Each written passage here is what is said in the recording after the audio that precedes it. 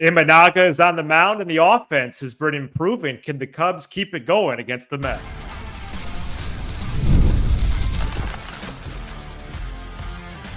You are Locked On Cubs, your daily Chicago Cubs podcast. Part of the Locked On Podcast Network, your team every day.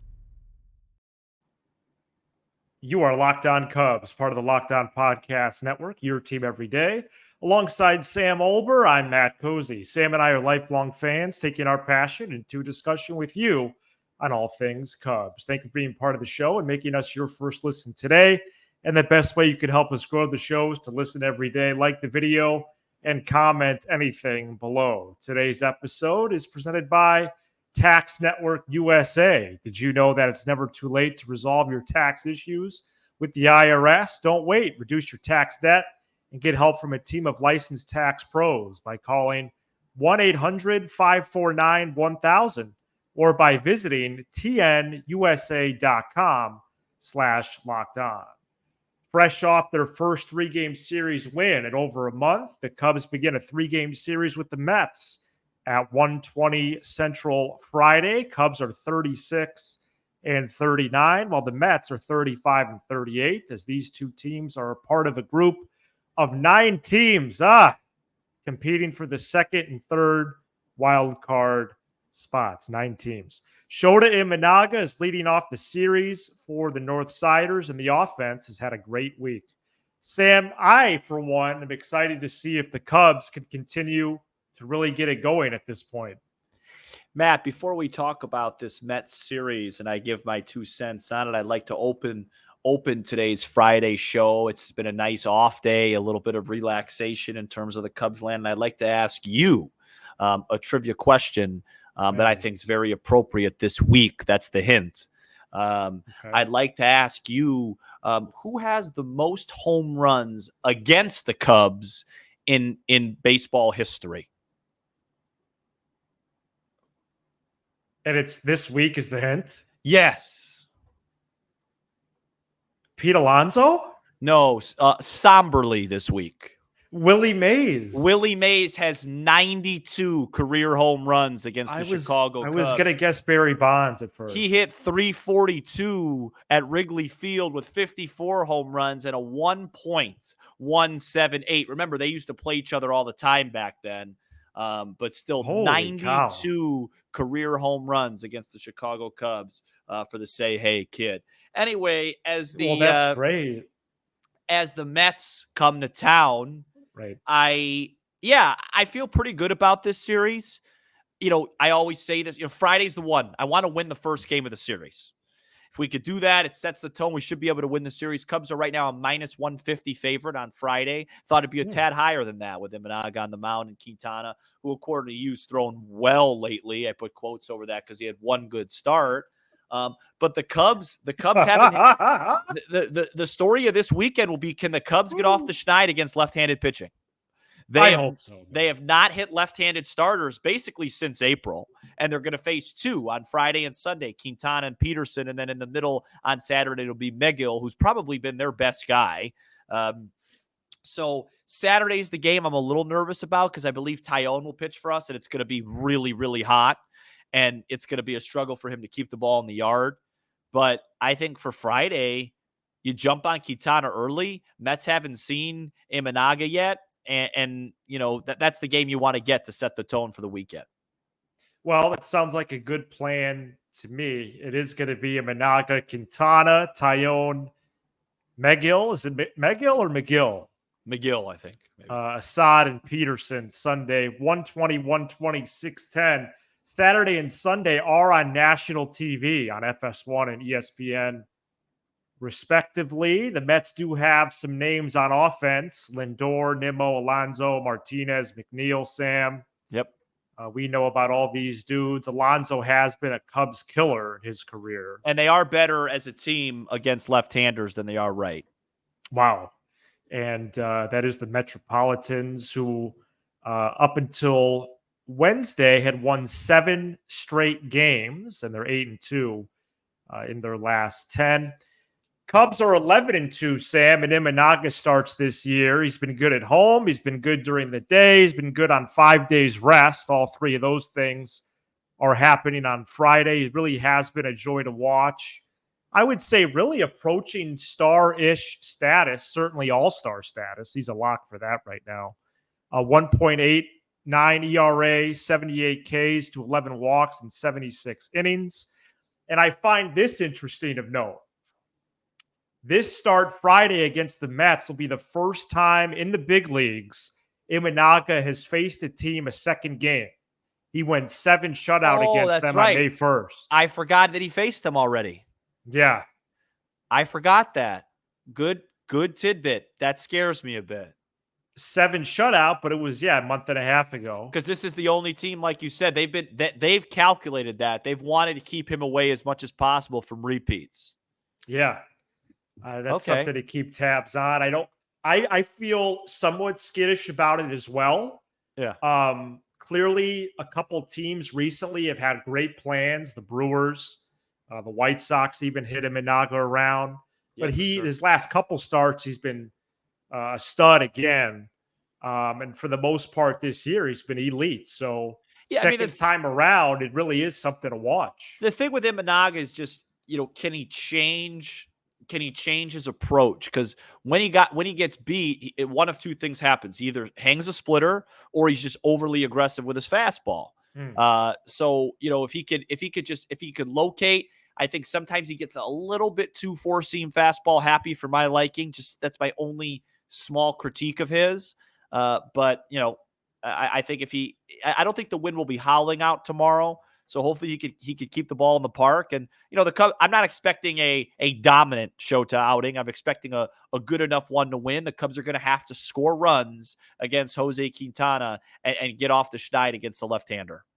Yeah, they've scored runs this week. It's a 3-game sample, sure, but their slash line this week, Sam, 314, 381, 510, 5 homers this week, 5 doubles, 7 stolen bases. Yep. They if they keep that going Friday, and Imanaga even has a quality start, I feel good about that. The Cubs can get 4+. Is Wisdom going to play? Is it going to be Bodie? Does PCA hopefully get a day? And you get Morel at DH. Who's going to step up and start hitting left-handed pitching for this team besides it's a great Bellinger? Question. I think you got to put Bodie or Wisdom over at third. I think given the defensive edge there with Imanaga on the bump, maybe it is Bodie at third instead of Wisdom. Does Morel sit for Wisdom at DH? I know that's something you brought up the other day. I would like to see Bellinger in center and Bush at first, with PCA coming in later in the game. Do you think Wisdom and Bodie are both in the same lineup? Probably not. No, I think my guess would be it's either Wisdom or Bodie at third. I think they're going to keep Bush at first. I think Morel will DH. Bellinger will play center. Suzuki Happ on the corners. And how giving or forthcoming is Tomas Nido going to be this weekend? Well, I would expect him to maybe start. He starts and bats ninth on Friday. My guess Saturday, is, rather. Yeah, I don't think they're going to give him Imanaga. No. I would expect Saturday with Tyone. I would expect Tyone to throw to Nido Saturday. Yeah. Yes, I think Imanaga will throw to Amaya. Amaya has caught the most Imanaga innings this year.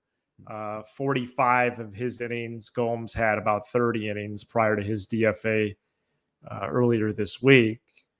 And I think that's a good preview of what's ahead this week. And of course, Sam, there's also the bullpen. Who's first out of the pen? Who's in some leverage? And when does Neris make his first appearance? We'll see about that. Who knows? Maybe a roster move before one of these games from the pen as well. Got to win this series. I would prefer the Brooms, but you can't get the Brooms out until you win a game on Friday. Right. And look, the Mets are playing really good ball, but they did get a loss out of their system here. Maybe you could catch them on Friday. I just want to jump on a team like So I won't be able to watch a lot of Friday's game, which upsets me. And I won't be able to watch Saturday's game because I'm going to a wedding. It's awesome. I would love to just check my phone at like 2:30 to just get a quick score update, and it's like 8-0. Oh, that'd be great. Just one of those. We're just the game's over. Yeah. Like even the Saturday game we went to, they won 5-1. That wasn't a comfortable win. It was 2-1 late. No. Right.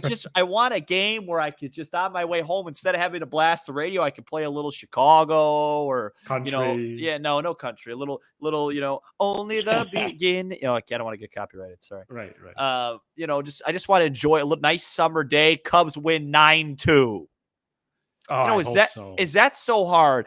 Hey, Suzuki hit 2 homers and Wisdom hit a homer. And Wisdom hit a ball down Kenmore. Have we had a player this year of a multi-homer game? Oh, yeah, Happ did. Didn't Happ do it against the Cardinals? Or was it against the Diamondbacks? No, that Sunday night game. Oh, okay. That Sunday night game, I think he hit 2. Well, speaking of Sunday night, the Cubs-Mets got selected by ESPN to play Sunday night, which means inexplicably. Which means the Cubs will land at about 4 a.m. Central in San Francisco and play that evening. Thanks for the reminder. That wasn't on my radar. It's always on my radar. Be ready for a long week of shows, man. Coming up next, we need to figure out our show plan. 1:45 in the morning. No, like midnight. Awesome. Coming up next. Okay. Coming up next, we're test driving a different version of Sound Off. We have 5 great listeners who submitted videos. Stay tuned.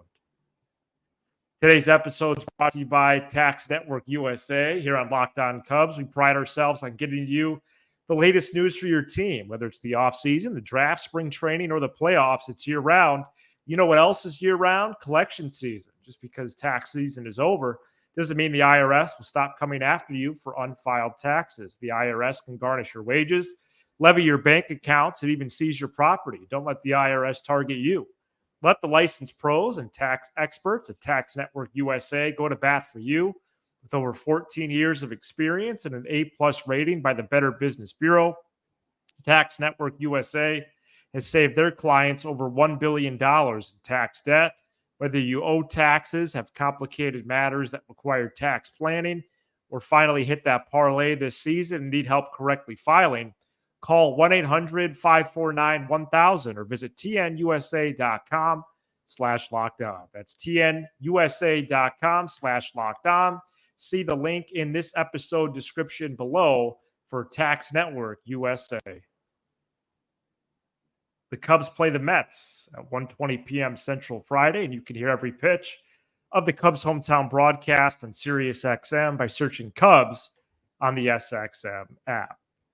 All right, it's time for Sound Off, followed by Farm Friday to wrap up another great week of shows here on the program. We have these 5 listeners in order, Sam. We have Ty, Brian, Josh, JoJo, and Bryce.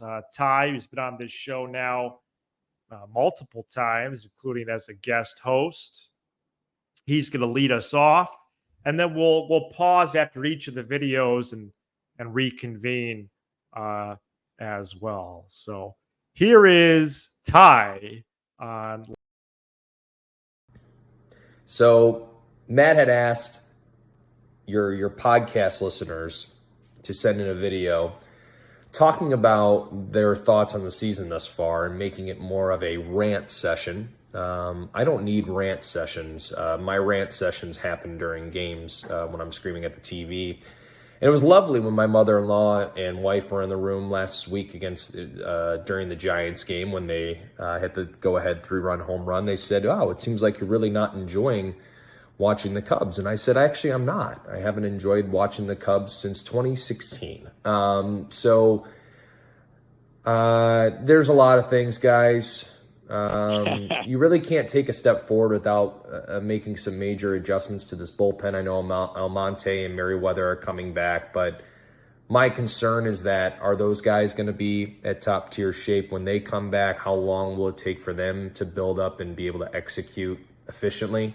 That's what really scares me is, is Jed Hoyer going to just wait for these guys and see what they can do before he makes a move? Or does he actually make a move that's going to be helpful for them while we are waiting for Almonte and Merriweather to come back into the fold?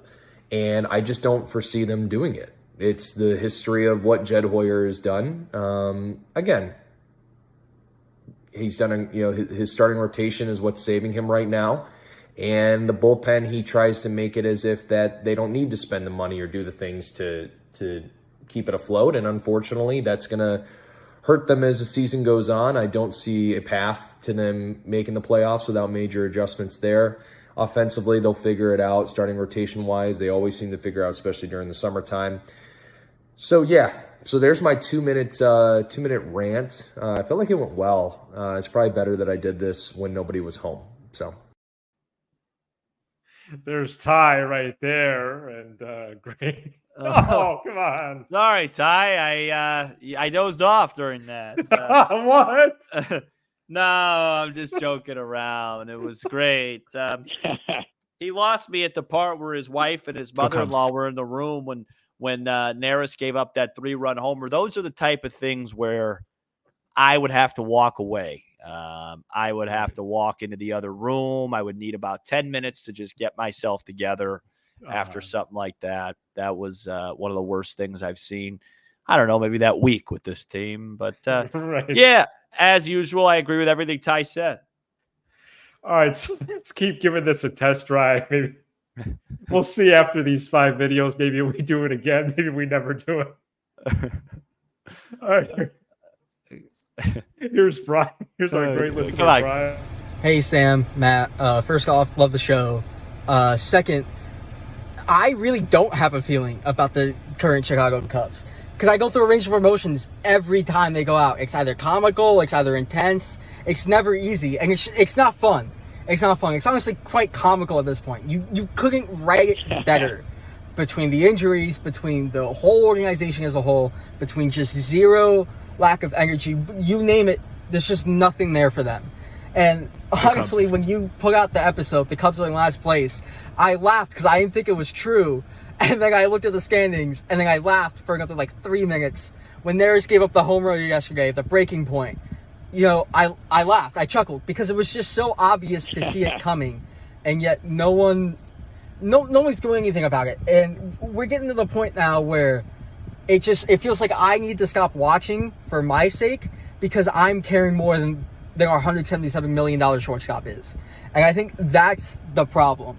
And as much as I want to, harp about this, harp about that, maybe until they start playing good, they're just a bad team. They're just a bad team. And, I also had high hopes going into this year, especially with Counsell as the manager. There is momentum, and it just hasn't worked out. So yeah, there's a lot of feelings, it's a lot of not feelings, a lot of numbness, that goes on every single night. It's gotten to the point now where just every single inning, I don't if I'm at work, I don't pay attention until the final 3 innings because that's when all the action's gonna happen anyways, and that's when they blow it. So yeah, it sucks. It really stinks. Really stinks.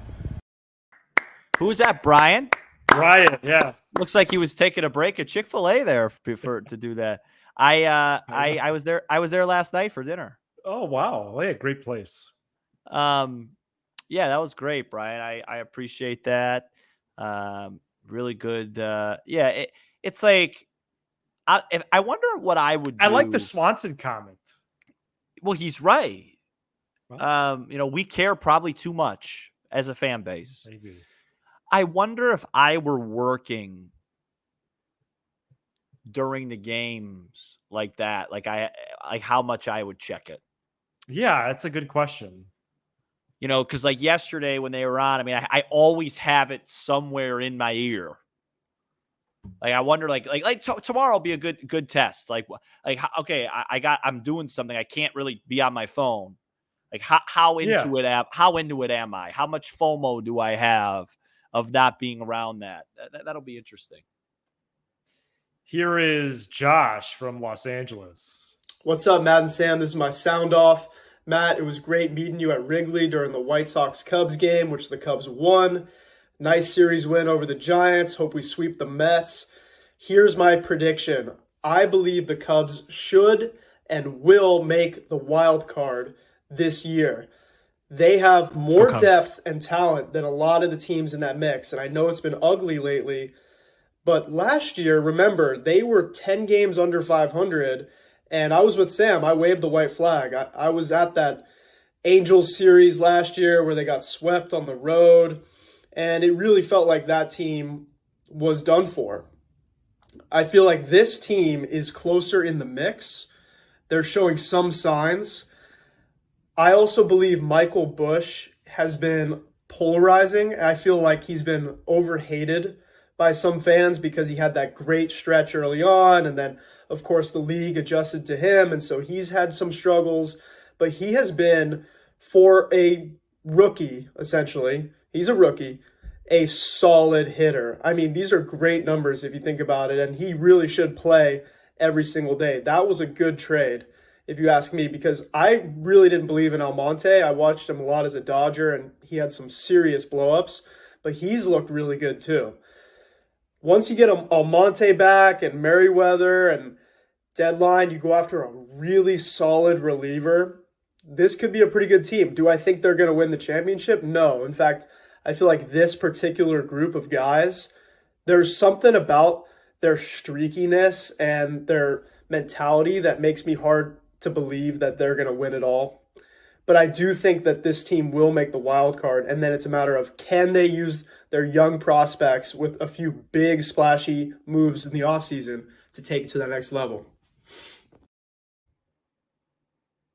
All right. Thank you, Josh, for submitting your video. It was great to meet him and a listener, Parker, coincidentally, both from Los Angeles at that Cubs Sox game a couple of weeks ago. Good video. Yeah. Good call. Yeah, very good. You could tell he's from LA and he lives in LA, a lot more of a positive guy, you know. Right. Like different kind of a vibe type thing. Different vibe, positive, like we're going to the wild card. Everything's good. Keep it here. That's how the LA people are. God bless them. Here's JoJo. Hi, I'm JoJo Henderson. I'm the biggest Cubs fan in Louisville, Kentucky. I think we were really hot at the beginning of the season with the 7th best record in MLB.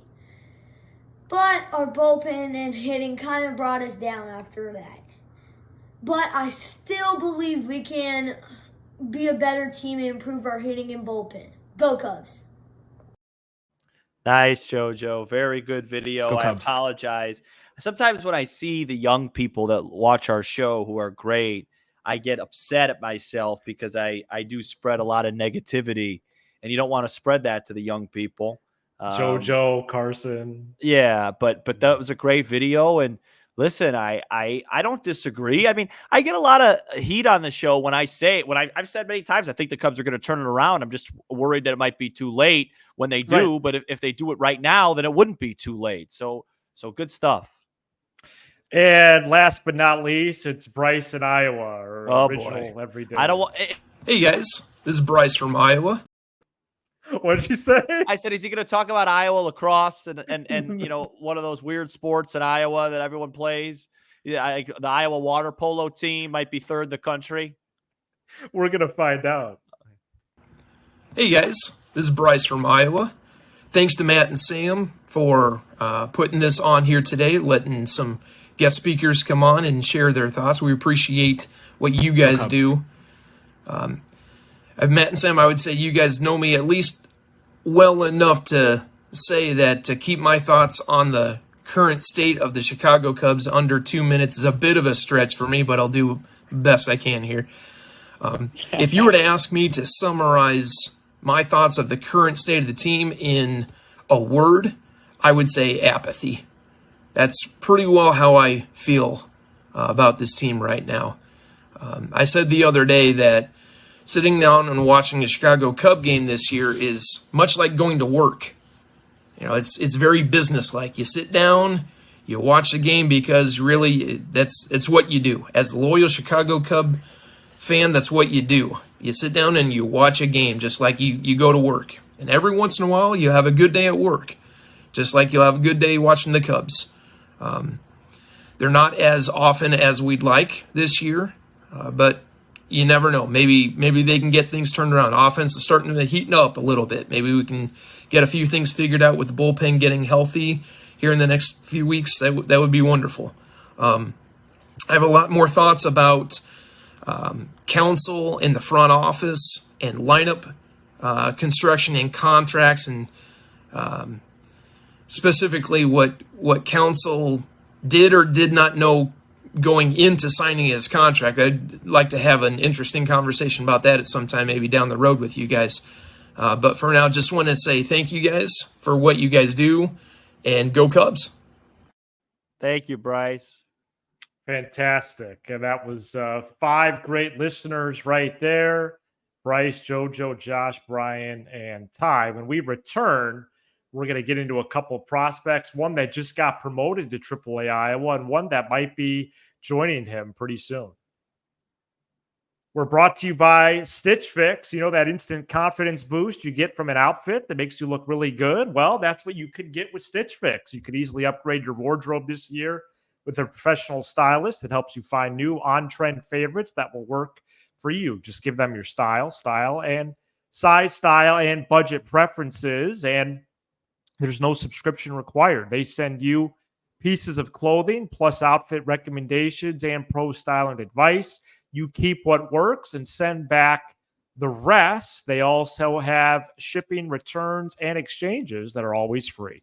Style that makes you look and feel good. Get started today at stitchfix.com/MLB and get $20 off your first fix. That's stitchfix.com/MLB for $20 off. Stitchfix.com/MLB. Must redeem within 7 days of sign up with Stitch Fix. All right, we close out the show here with the Farm Friday. Sam, it was nice to do some research today and see that since May 25th, almost a whole month now, Matt Shaw has an OPS of 854. Yeah, and the people in AA, you know, the offense is down. So he's actually hitting the ball better than that. You know, one of those WRC plus bits with the curve, the rest of the league struggling. So he's actually hitting better than you can. And I'll tell you this, next time we do a sound off, it might be time to bring this guy into the mix. It's been too long. What does your dad think of the season right now? Because I got a text during his show last week from my dad. It said, season over. My dad is right where He's Bryce turned now, though. He's more optimistic now. My dad's right where Bryce is. Apathy. Okay. He fell asleep about halfway through the game we watched together on Monday. He's really apathetic. He's really apathetic about it. He's counting down the days to Hard Knocks, but hopefully we could turn it around. Moises Ballesteros is 5 for 8 in his first 2 games at AAA after being promoted earlier this week. Ballesteros, and he threw a guy out, is a catching prospect who has been mashing his entire pro career so far, has also logged a lot of starts at DH and first base. So maybe we still see Shaw in the Cubs before the end of this campaign, and shoot, maybe Ballesteros as well. All right, Cubs Mets this weekend. Thank you so much for checking out this edition of Locked On Cubs. You can no comment on Ballesteros for me then, huh? I mean, what would you like to say? Well, I mean, you read his stats and we just go to break. I mean, we're done. I mean, this is my job to make a comment about the type of swings that he has, his arm. Could he be up here? There is momentum at the end of the year. Here. Why am I even on here? Well, what would you like to say about it? Well, it's too late. You'll have to find out for Monday, I guess. Jeez. No, we got time. What kind of program is this? From his swing? What did I rush home for this for? Go Cubs. You like what you see from his swing? I like his swing. I like his arm. He could do good things. I was going to make another comment about Shaw, but I'll save it for next Friday. No, you can say it now. Forget it. Let's just move on. No, you can say it now. Hopefully Imanaga throws the ball well Friday. They can hit Quintana. What else do you want me to say? I can't tweet for the first couple hours of this game. If they lose Friday, it's going to ruin my whole weekend. All right. We're making the push to 10,000. To 10,000 subs. We're actually less than 100 away now. I should do a watch along Saturday, but we're not playing well enough yet. I'm going to save it for that's another. right. Saturdays with Sam. It's such a great name. I haven't done because last Saturday I couldn't do one because we were there, and I really should do one this Saturday. Maybe if they win Friday, maybe I'll do it. I'll think about it. I got a lot of plans this weekend. Oh, good. Yeah.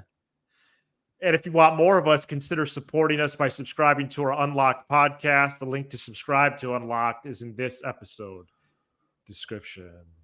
Another great week of shows. He's Sam Olber. I'm Matt Cozy. This is Locked On Cubs.